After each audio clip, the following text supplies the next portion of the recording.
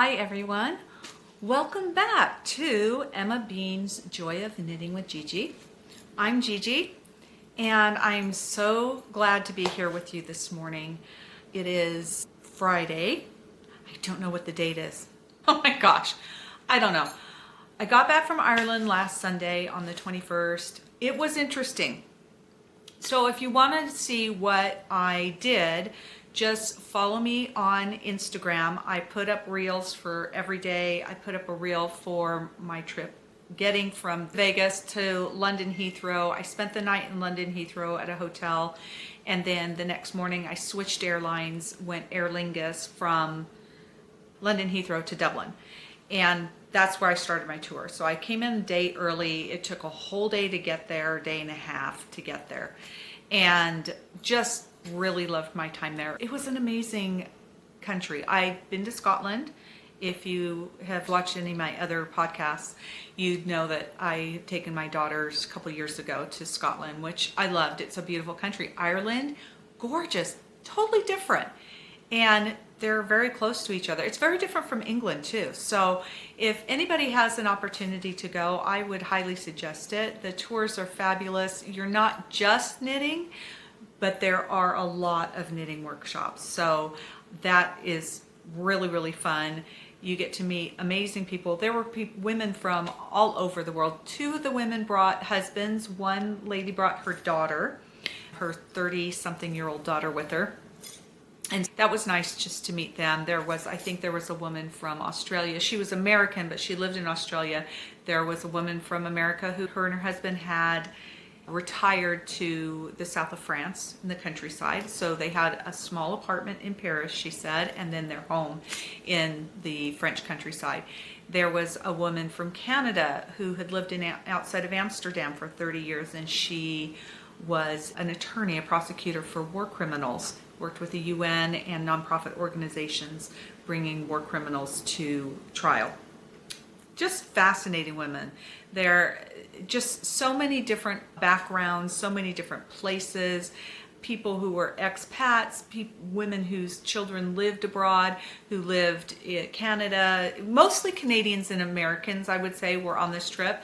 But anyway, it was really a fabulous trip. Interestingly, on Saturday, the day before I was supposed to fly out, we were at the Newbridge Silverware Company, and we were having high tea there, and our guide came to us and told us that the Dublin Airport Terminal 2 had been shut down and evacuated.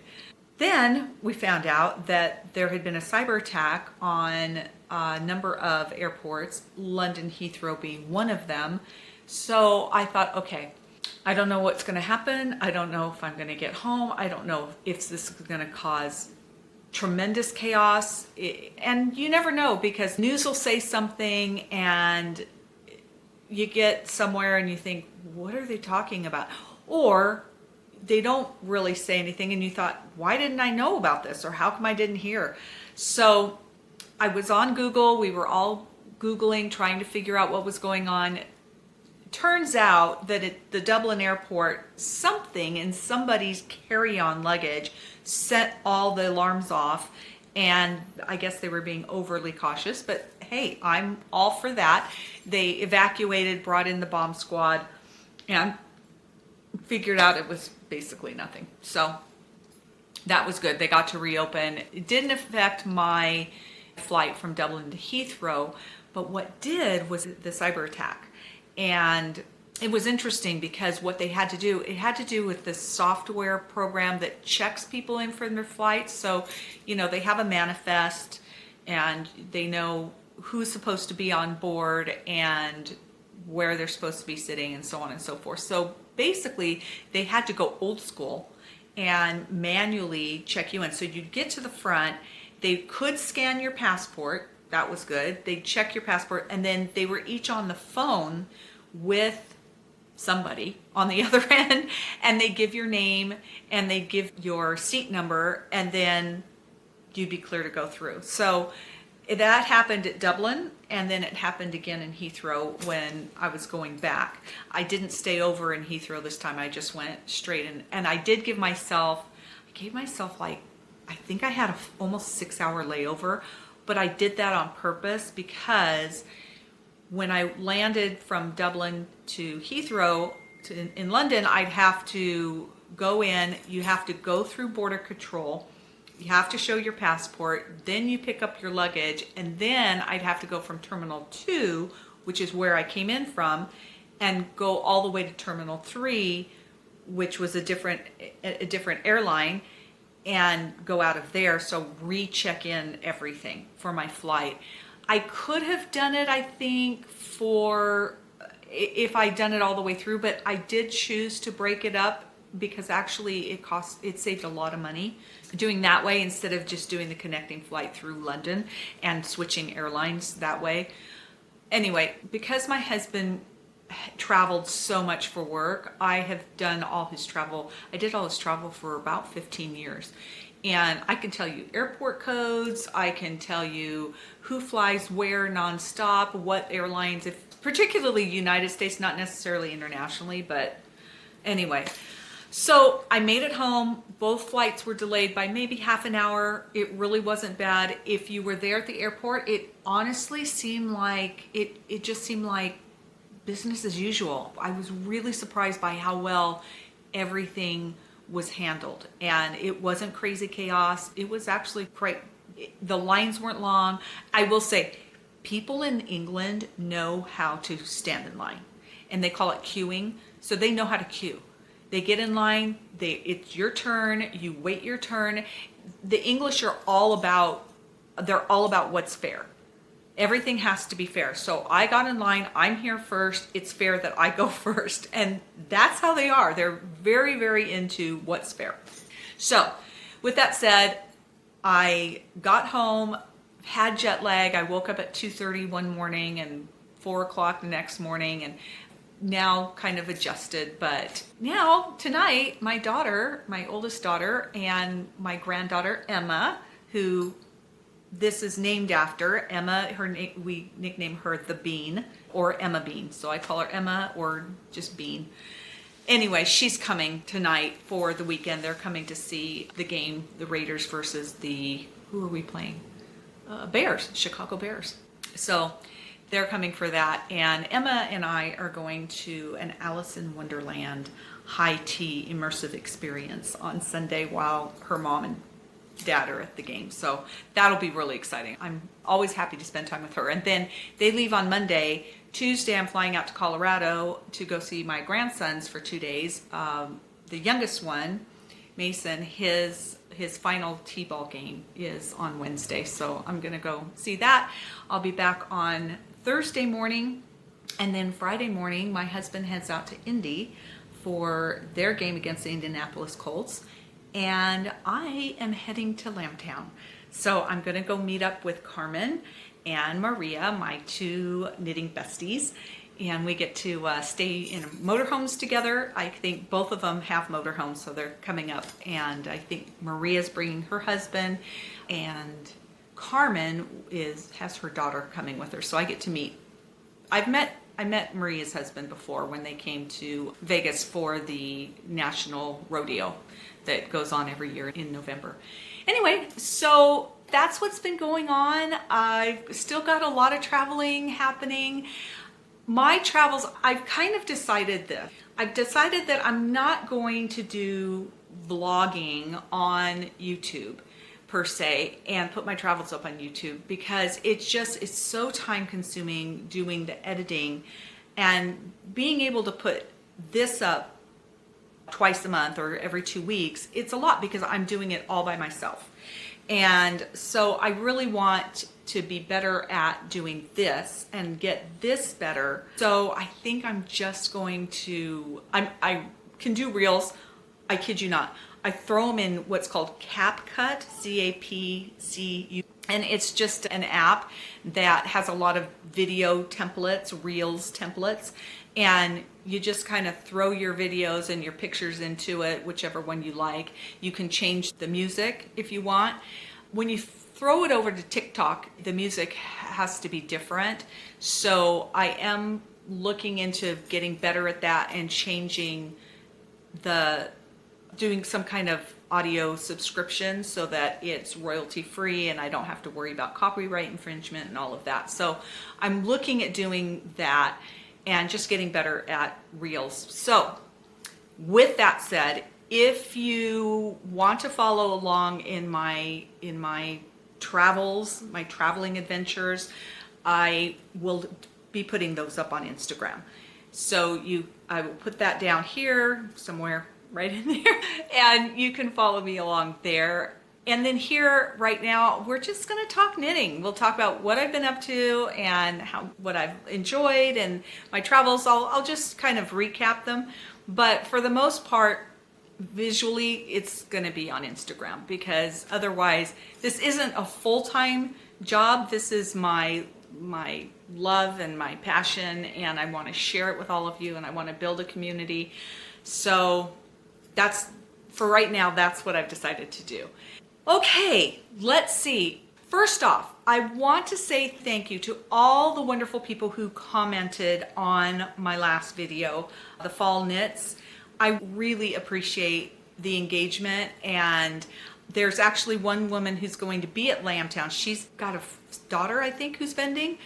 Anyway, I get to meet her in real life, so I'm really excited about that. That's just really fun for me.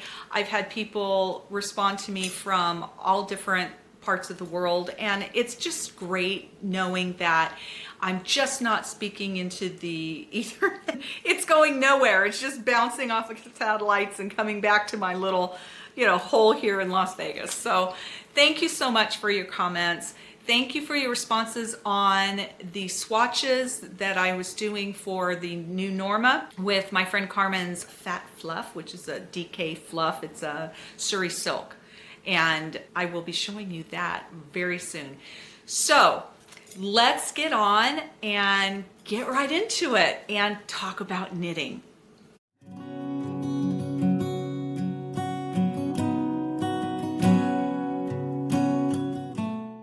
I literally have no finished objects.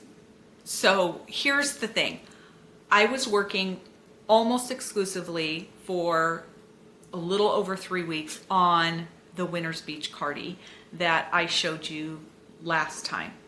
And if you haven't seen it, just go back to episode 2 and take a look. That's what I was wearing, and I show it to you. It is so fun, and I love it, and it's just lusciously squishy and soft. And sadly, on 2 weekends from now, in just over a week, when I head to Lambtown, I'm giving it to Carmen for her to use through probably Thanksgiving, because she's vending a couple of shows. One of them I was going down to, Southern California Fiber Festival. I was going down and help her vend. And then my husband had a friend who's coming into town that exact same weekend. So I'm going to be hosting him and his wife for the whole weekend, taking them to the game. We've got field passes. I have to take them down to the field for pregame. Anyway, it's a whole thing when somebody comes into town. So that's what I have to do. And I can't go. And I'm just so, upset because I wanted to see Carmen and Maria again. I love spending time with my girlfriends. And 2, this place has grown. This fiber festival has grown. And from what I heard, it's like 30% bigger. There's 30% more vendors. If you are in California, Las Vegas, anywhere near this fiber festival, it's the weekend right before Thanksgiving, please go. It is a really good fiber festival, and there's some fabulous fiber artists and products. I think a Tenti might actually be there again. They have these wonderful bags I call them the Mary Poppins bags, and I love it. In fact, actually, let me show you one of them. Okay, so this is what I call the Mary Poppins bag. Look how big this is. It's enormous. And the fabrics that they use fabrics that are upholstery grade. They're thick, and this one is beautiful embroidery on it. There's one that I have that it's kind of like a velvet, I don't know. It almost feels like I would be on an antique chair. I just love it. These handles are fabulous, but here's what I love about this, and this is why I call it the Mary Poppins bag. Are you ready? Yeah, because doesn't Mary Poppins have one of those bags that like pops open like that and then sits, and then she starts pulling stuff out of it. Yeah, that's a tenty, and I do carry them on my website. I have a number of them. They have notions, different size and different styles, but the Mary Poppins ones, that's my favorite because I love the openers on that, the top openers. Okay, so no finished objects, but I have a finished object that is now a whip. And I will explain this. So the very first sweater that I ever knit was for my oldest son. And I used this Peruvian wool that my father-in-law brought back to me when he was down in South America visiting his family. And the arms are too long because it was my first try and I didn't, anyway. I told my daughter-in-law, go ahead and send it back to me and I will figure out how to pull back and I'm just pulling back the sleeves and then just re-knitting the ribbing. And it's a 2x2 rib. I don't even know what needle size. It doesn't matter, I don't think, because I don't have to match the needle size because I'm not re-knitting the sweater itself or the pattern on the sweater. I'm just doing the ribbing. So I can bring it in if I want. I think I'm going to use 6s, probably 5s or 6s on this. So let me show you what I've done. I've got it right here. Okay. So this is Josh's sweater. I'll hold it up here like this. And it's got this basket weave to it, which I love. And here's what's going on. So I have the other one right here. And where this is how long it has to be. So you can see how much longer. It's really long. And so what I'm doing is I'm taking it back to this one and then I'll be knitting to that. So I measured, this is 2.25 inches, and that's what I'll be just redoing this ribbing on. But then what I didn't realize, because this was 2007, I think I made this for him, construction has changed. And back then, everything was seamed together, always. So you knit your different patterns, you knit your sleeves separately, you knit your front separately, your back separately, and then, and I think, did I pick up? Yeah, I picked up the collar and knit the collar. Guys, like seriously, I'm thinking about this and I'm thinking, I did not know what I was doing, and I did a half zip sweater. I mean, it's really, it's a beautiful color. I don't know if you can see. Let me come in closely. There we go. You can't see it. There's tiny little speckles of gold. It's a little heathered. It's just beautiful. The yarn is. Okay, but here's what's going on. So I put in this kind of lifeline here, and I was figuring out, oh yeah, I'll just pick up all these stitches on either side. No. I have a seam. Okay, so cut open the seam, got that taken care of, and there was no unraveling this cuff. It just wasn't working. So even with that, as I'm going, it's not like it's getting stuck in here and in here. It's just not unraveling. So I'm only taking like an hour at a time out of my day to do this. This is going to now be a labor of love to get it back. I did do about an inch yesterday, so an inch an hour. So I have 2 more hours just to get this to the point where I can put the needles in and redo that cuff.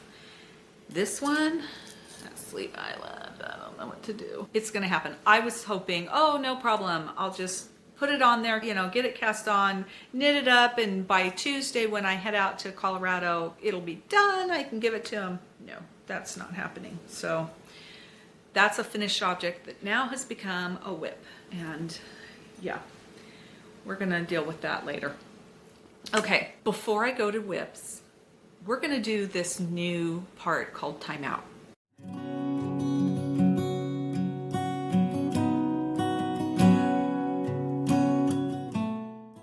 So welcome to timeout.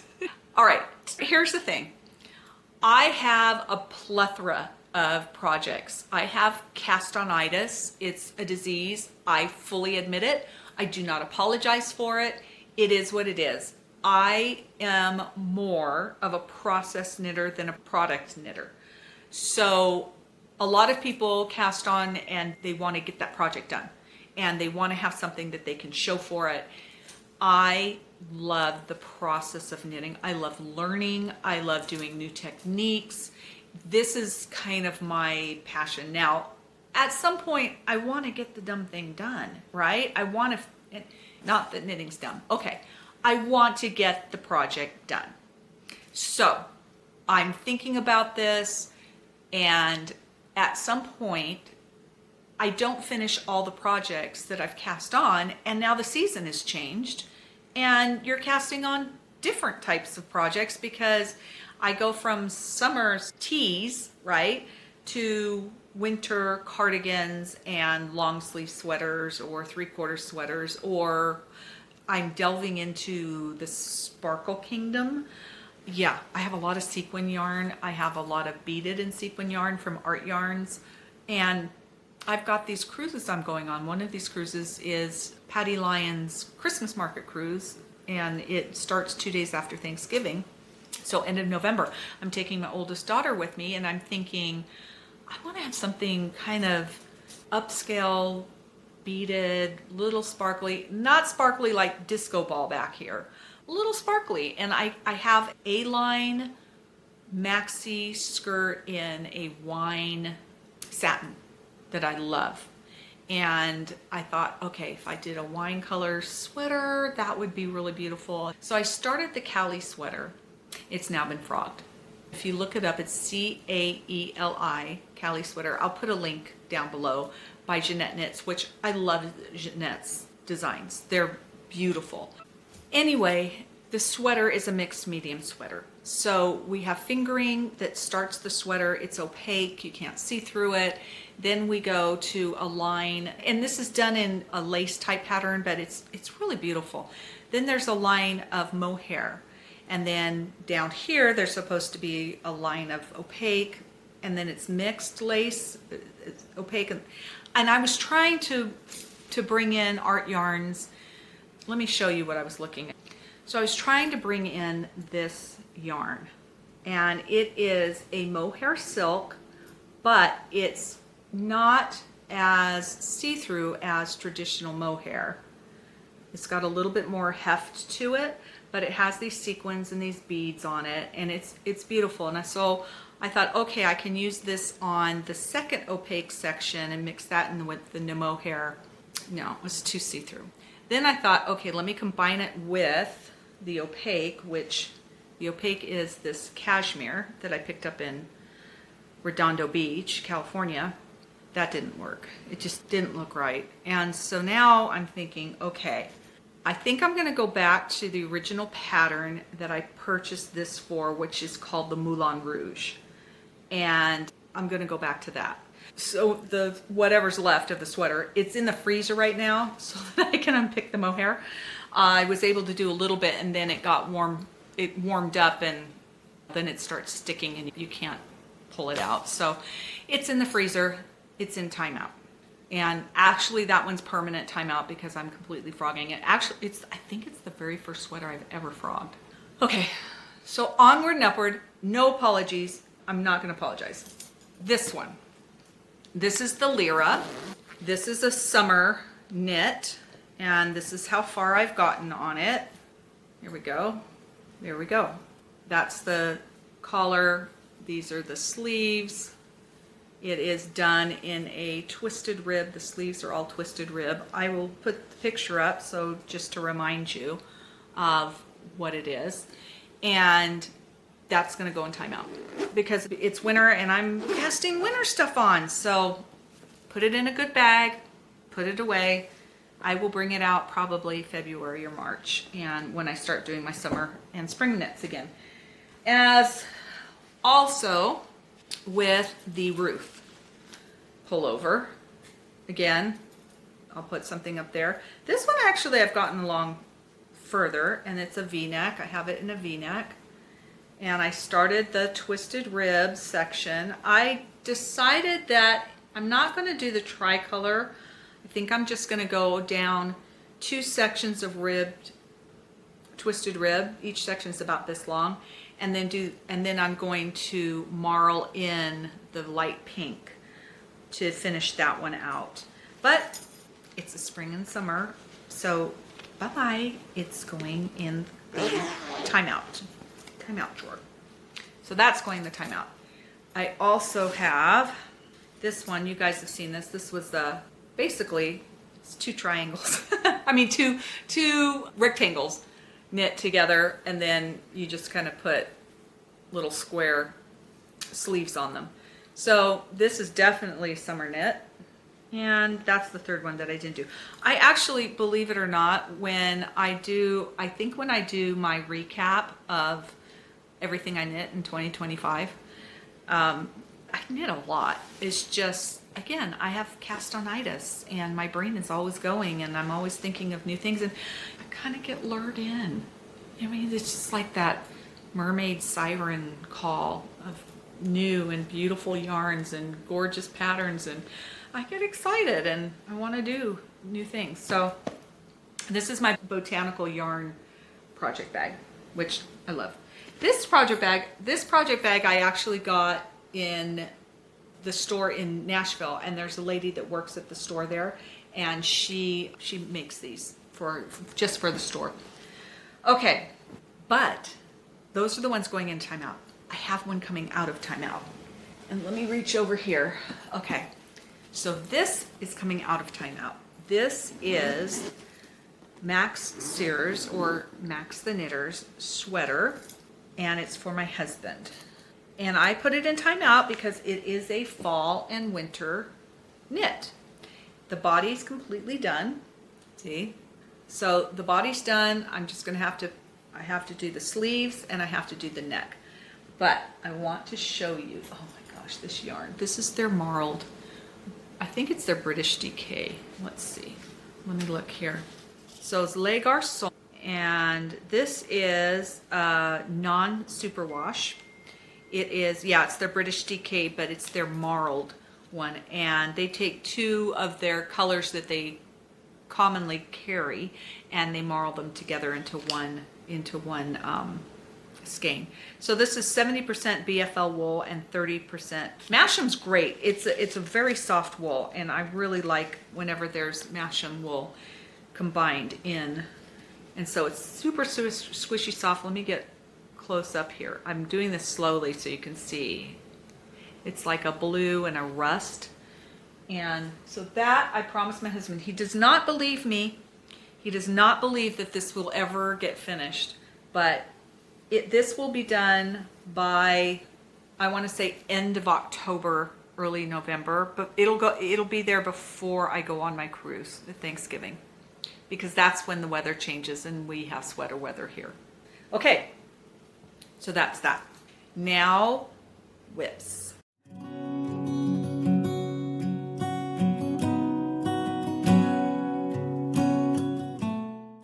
My first 2 whips actually come from my Ireland trips. So I'm going to put this on here. Fingerless, right? This was from Liz Spillane's workshop, and there you go.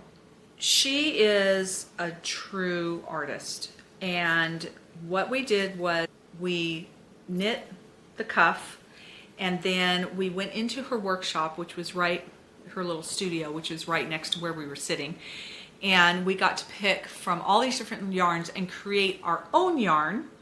So we just picked different colors, and then we kind of made them together. We did 10 meters, measured out 10 meters of, I think I had 6 different yarns, and then you roll it up into a ball to save it.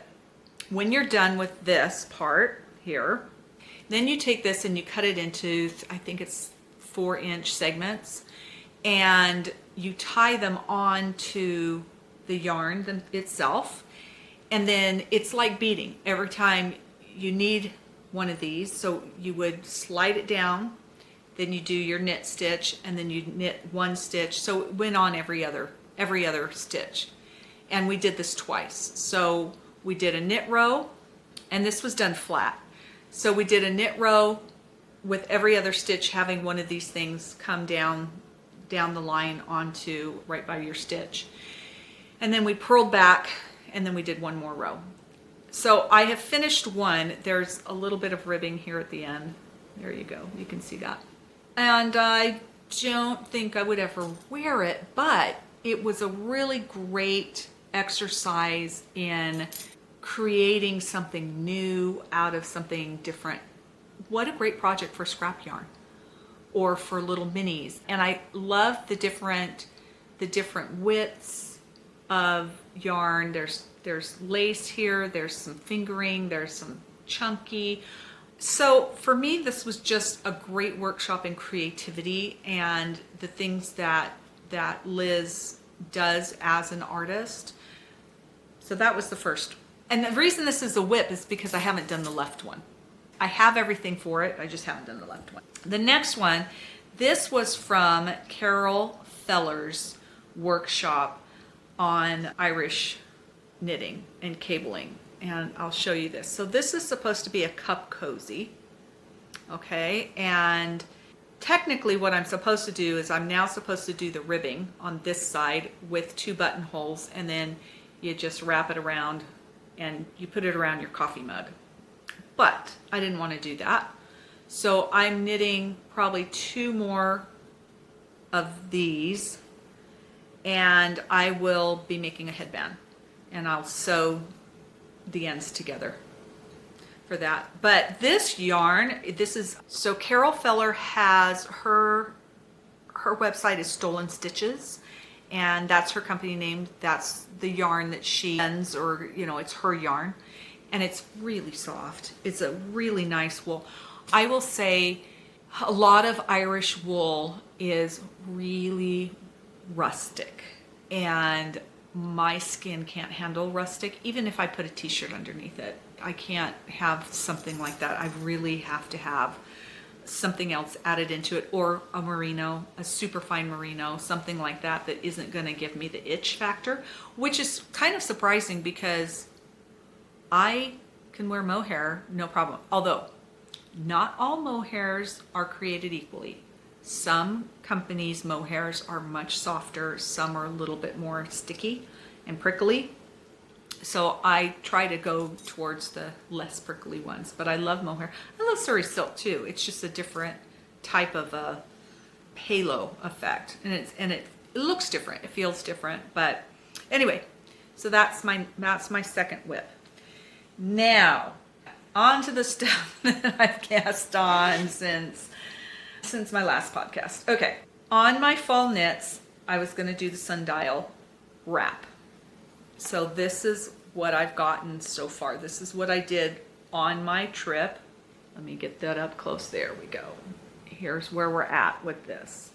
And I think I've done a really good job at the length on this. This is going to be really pretty. And it's going to be very big and luscious and squishy. So this is an ongoing project. I love the fall colors that I have on this.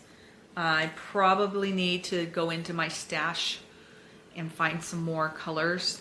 I tried to find some at This Is Knit, but they were kind of limited on their minis. I didn't want to buy full skeins of something because this uses minis. This is a twice sheer cheap. Can you tell I have a project bag problem and a yarn problem? Yeah, I'm a yarnivore, 100%.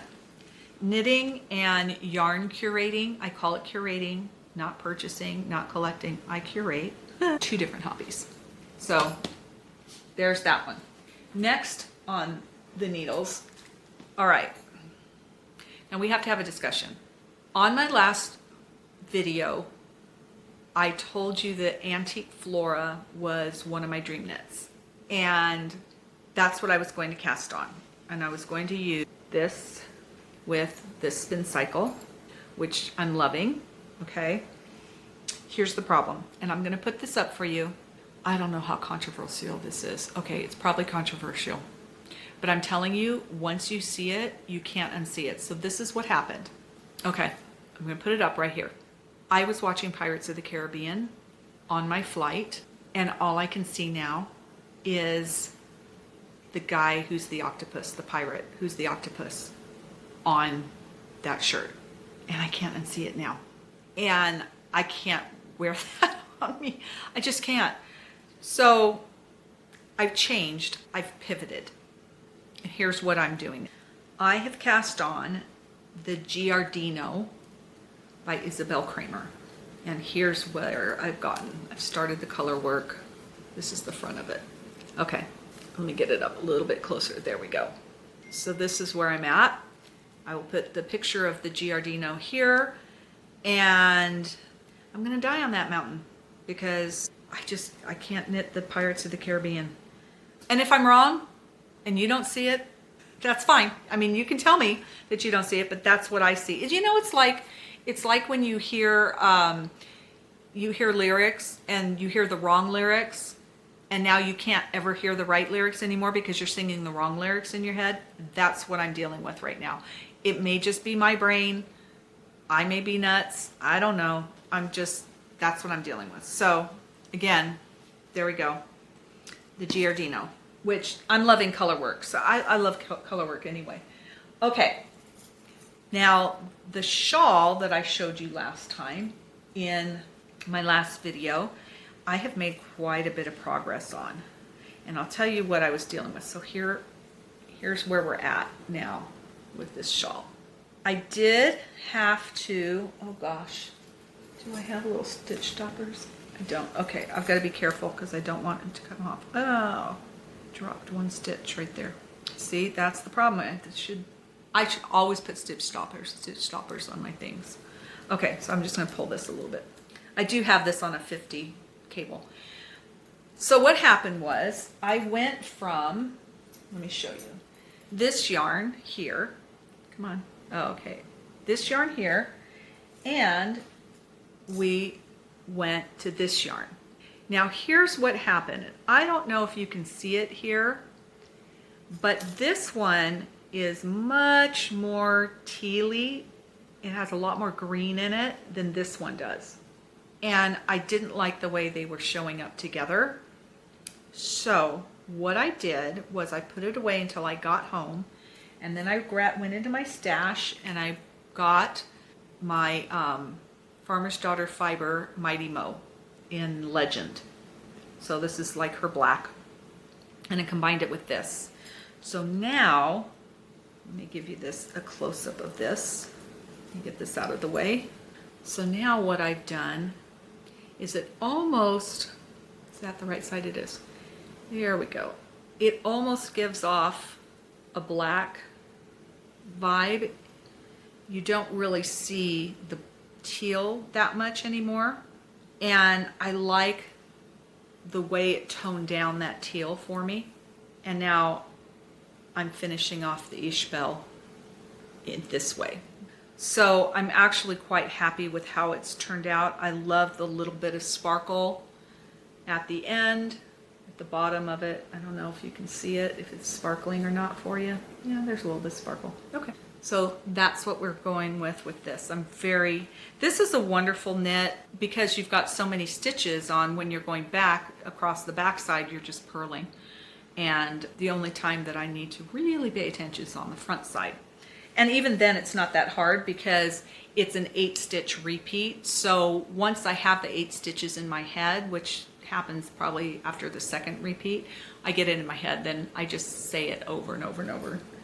Get that one done. So that is my Ishbel, and that's coming along. That should be off the needles pretty soon. So hopefully that'll be a finished project and I can model that one. Alrighty, 2 more. This one I cast on a day and a half ago. Okay, this is the new Norma by My Favorite Things.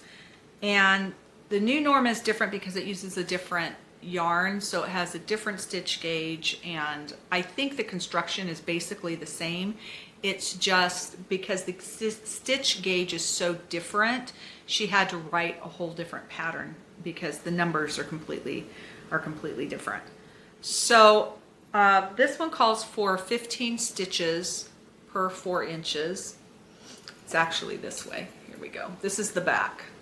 And you do a bunch of short rows to the back and the shoulders because it's a drop shoulder. And I put it up on Instagram. I had 3 different swatches. The one that was the brown on the back, the first one that I did with the pink striping here and this as the little where the brown is, there really wasn't enough contrast. And then I tried it the opposite, and even that, it was better, but it wasn't fantastic. So I think this is the best combination because it gives the best contrast. It really shows off the colors that Carmen dyed for this. This one she calls creme brulee. It's beautiful, right? Yeah, I really like it. Okay, so that one, not gonna take too long. It really is knitting up super fast. So we'll see how quickly that goes along. Okay, and my last whip, which isn't really a whip yet because it's just a swatch. I've lost my damn mind. Okay. As I was traveling, I saw Stephen West's MCAL. I think this is his 15th or 16th year doing his mystery knit along. But what got me was it's all based on musicals. And I am a huge musical fan. I love plays, but I love musicals. And my husband and I used to just go on vacation to New York City just so we can go see some Broadway shows. Anyway, that's what got me. And this is the one I've decided to go with. I did order it from him. By the way, Stephen and Penelope have all the tariffs figured out. So they are shipping to the United States and they do it really quickly. I would say that the cost is a little bit more, but I wouldn't say it was crazy, extraordinarily expensive. So I did go with his. He has some beautiful, beautiful color combinations. And so I figured if I'm going to, go in for a little bit, I'm going to go 100% all the way in. So this is the one that I have chosen. And I did opt for the mohair because there's an option. You can do mohair or no mohair. And this is how he said to knit it up. He said do garter stitch. And what was really good about this is I was able to lay out the cakes of yarn and figure out what colors looked really good next to each other and which didn't. And then I knit up my swatch so that I could see if what I was looking at through the cakes was right. And it is, because honestly, like if I did these two, this one and this one next to each other, that looks really muddled to me. So I had to separate those two by doing this one here. And then this one is a green too, and I didn't want it next to this green. So this is more brown and this is definitely a teal. There you go. Okay, cast on is October 2nd, I believe, for this one. I did 2 mystery knit-alongs last year with Telly Bean Knits. I did her Halloween cowl and I did 2 of her Christmas cowls.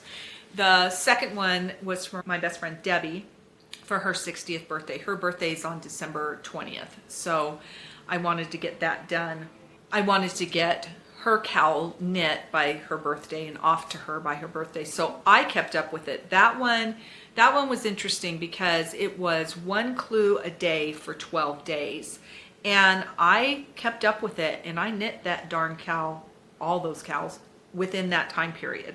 So it was actually really fun. And it had the reminiscent of a doodle cowl, if you've seen Pacific Knits and their doodle decks. It was a lot of fun. It was really cute. I ordered my kits from Miss Babs and had a really good time. So I have had experience with mystery knit-alongs, but I've never done Stephen West's.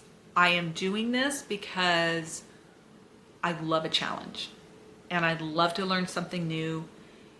This to me is part of why I knit. Obviously, I love the final products, but I love the process.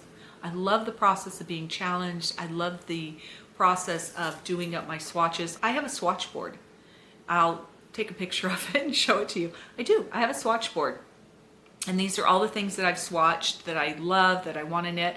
I still need to do the Elton tee, the V-neck one with that sequins that I picked up from the Crafty Jackalope.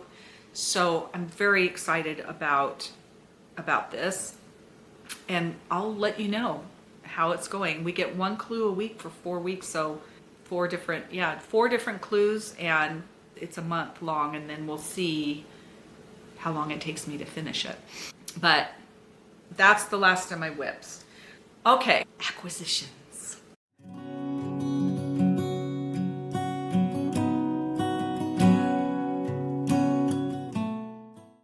Ta-da! Here's one of my acquisitions. I bought this Aran cardigan in, let me show you this. So Aran sweaters, it's not really about, this is what they've told me, it's not really about the material you use or how it's made or where it's made. It doesn't have to be made on the Aran Islands in order for it to be an Aran sweater. It's about the stitches. So I got this at a family-run shop in Galway called the Sweater Shop, and they are on Instagram as Sweater Shop of Galway. Anyway, I love this. The Eyes of Ireland make this, and every year they have somebody come in and make a unique piece that's cut a little bit differently than traditional just crew neck Aran Island sweater. Oh my gosh, what's going on with my hair here? Anyway, this one is cropped and it has balloon sleeves, a little bit of balloon sleeves, which I love this. I will wear it open with like a graphic tee. The only thing I don't like is these buttons are plastic. So I'm going to call Lulu's. Lulu's is a button store in New York City on 38th Street, and Lulu's has floor-to-ceiling buttons. All the Broadway shows use Lulu's for all of their stuff. The Rockettes every year that do their costumes for the big Christmas spectacular. Anyway, Lulu's is who supplies them. And they're very reasonable. If you're ever in New York City, go to Lulu's. It's mind-blowing. They only take one box. You say, I want to see that button, I want to see that button, and they'll pull it out. But I want to get the ones that are actually leather, and I'll take those off and replace them, because then it just will heighten the sweater and make the sweater like beautiful. So I got that. We went to the Cary Woolen Mills in Cary. Okay, shoot, I just showed that. Carmen and Maria, if you're watching this, now you just need to stop, okay, until I see you next weekend, because these are your gifts. Okay, we're going to do that. So this is superwash merino wool from Cary Woolen Mills. We did a whole mill tour and saw how they go from the actual fleece once it's cleaned to sorting it and making it tweedy or not tweedy, and they make it into yarn that can be used for hand knitters, and then they also weave scarves and blankets out of them. So they do a lot in this mill. It's a very small mill, and I believe there are only, so I was told there are only 3 mills left in Ireland. Zoe from Yarns is trying to bring wool and the wool industry back to Ireland, and they're really working on paying the farmers fairly for, and actually sometimes probably 10 times what they can normally get for their fleece. Ireland, we've outsourced so much to so many other countries, and the United States included, that these industries have really imploded and nobody does them anymore.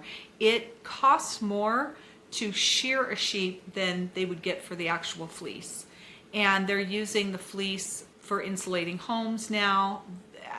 It's just, to me, it's really sad because this is an industry that has been around for thousands of years, and I really want to see a resurgence of some of the traditions and the way things were done, and be able to have a living for some of these people who live out in the countryside. Anyway, okay, off that soapbox, but I'm excited about the resurgence in the wool industry in Ireland. There are groups that are really trying hard to make it so the farmers can make a living off of sheep. So this is it 100%? 100% pure new merino wool, and it's 660 yards for a skein. So this is Carmen's color, and then this one is Maria's. So you can tell how different they are. And then I also got them a sweater quantity of Carol Feller's yarn from Stolen Stitches by Carol Feller. It's Nua Sport, and there's Maria's. Look at that color. I mean, seriously, is that not gorgeous? And then here is Carmen's. This is a real yellow green. This is also a sport. So I got them sweater quantities, each of these. And then the last thing I got, besides my ring, so I got a thumb ring. Let me come in close. I got a Celtic thumb ring because my maiden name was McGlone from Ulster County. I'm Scottish and Irish, and then of course mixed in with English because they're all cousins and they all did that.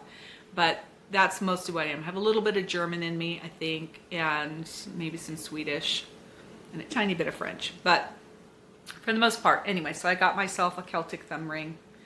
I got one for my youngest daughter too, a little bit different. And then I got, this is called a Torque. Let me take that out there. Torc. And I love this. I got this at a store in the Cliffs of Moher. And their jewelry prices are just like crazy inexpensive compared to the United States. And while I was at the Cliffs of Moher, I picked this up because it was so windy. I almost got knocked off my feet. It was that windy. That's never happened to me before. But I got this little headband with the cabling in it, and it's lined on the inside with this really soft fleece. So there's some pictures, I think, in the reel of me wearing this, and I love that. So my one thing, I don't need to wear a beanie hat to keep my head warm. I need my ears to stay warm, because if wind gets in my ears, then I get a headache and my ears hurt really bad. So my ears are very sensitive. So I got that for that. Other than that, I think that's about it for this time. If you have any comments, please let me know. I had a lovely lady from Australia tell me, don't look off to the side. It's disconcerting, which I totally understand, because I know I did it. I started editing and I saw myself. What happens is I have the camera, and then right over here is a screen, so I can make sure that I'm just slightly off, so that when I put stuff on over here, B-roll, so you can see pictures and things like that, it's not totally cutting me off and going over my face, whatever. It doesn't matter if it goes over my face, I don't care. But anyway, so I'm trying to get better every time. I'm trying to do my editing better. This is a whole new experience for me. I mean, I'm pushing 60. I'm going to be 59 in 4 months. And to me, this is just crazy that I'm starting something I know nothing about. Even with the photography of the photos I took in Ireland, and my youngest daughter is a really great photographer, and I was sending her photos. I'm like, aren't I getting better? Aren't I getting better at taking photos? Because before it was like heads are cut off or things were sideways, and I didn't understand the whole, it's very flat looking. I've been working on trying to get better, because you know what? At the end of the day, I love to learn, and I think that's probably why knitting just brings me so much joy, because it's such a creative outlet for me that lets me make something beautiful and lasting, and it also, because it's a slow fashion, it really forces me to, in this world that where everything is fast, everything is busy, everything is instant gratification, it really forces me to slow down. And I find knitting so incredibly meditative, even when I mess up and I use swear words and I have to tink back, or I have to frog back a couple of rows, or whatever it is that ticks me off. Even when that happens, I still find such great joy in the knits and in the stitches. There is love in everything that I do. And I want that reflected in this art form. So just remember, put joy in every stitch. Have a wonderful, wonderful 2 weeks, and I will see you back here very soon. Goodbye for now.